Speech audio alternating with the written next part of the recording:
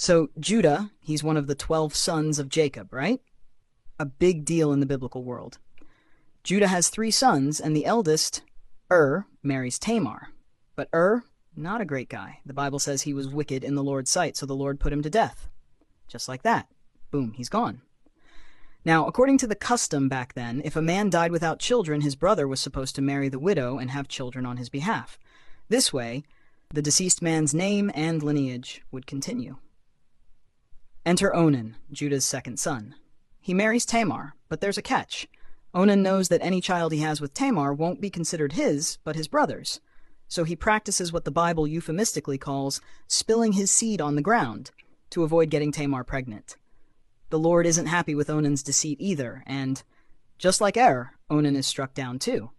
At this point, Tamar is twice widowed and still childless. Judah, seeing both his sons die after marrying Tamar, starts to get worried. He has one more son, Shelah, but he's too young to marry. So Judah tells Tamar to go back to her father's house and wait until Shelah grows up.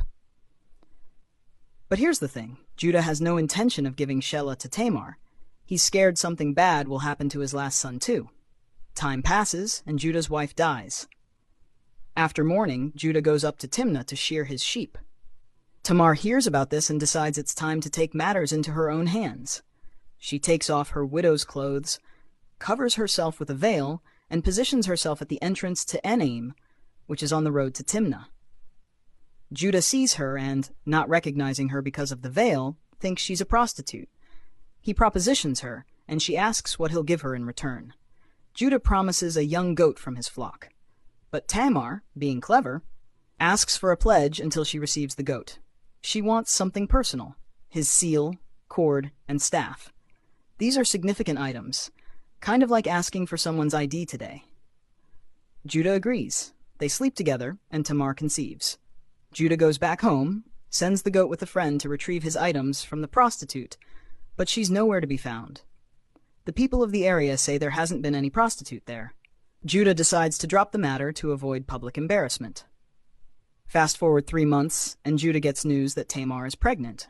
Furious, he orders her to be burned for her perceived immorality. But as she's being brought out, Tamar sends a message to Judah. "I am pregnant by the man who owns these." She then presents his seal, cord, and staff. Judah is stunned.